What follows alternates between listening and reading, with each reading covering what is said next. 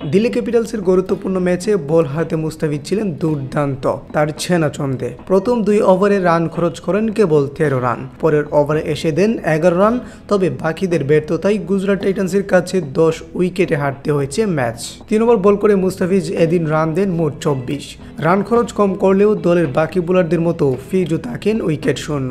200 রানের টার্গেট টপকাতে নেমে প্রথম 3 ওভারেই গুজরাট টাইটান্সের রান 43। রানের জায়গায় গতি কমাতে অধিনায়ক অক্ষর প্যাটেল বোলিংয়ে ডেকে আনেন মুস্তাফিজুর রহমানকে। দারুণভাবে সফল হয়েছেন ফিজ। বাউন্ডারিবিহীন ওভারে রান দেন কেবল 6 রান। নিজের দ্বিতীয় ওভারে চতুর্থ ডেলিভারিতে গিয়ে বাউন্ডারি হজম করেন ফিজ।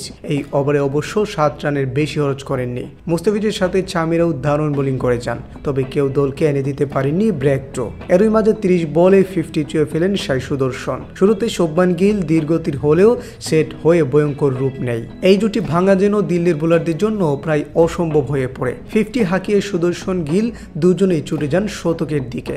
মুস্তাফিজ নিজের তৃতীয় ওভারে এসে রান দেন 11। কুলদীপকে ছক্কা হাঁকিয়ে 56 বলে সেঞ্চুরি হয়েছেন সাই সুদর্শনের। 7 রানের জন্য সেঞ্চুরি পাননি অধিনায়ক শুভমান গিল। 53 বল খেলা গিল 93 রানে অপরাজিত থেকে দলকে জিতিয়ে মাঠ ছাড়লেন। 1 ওভার হাতে রেখেই 10 উইকেটে জিতল গুজরাট টাইটান্স।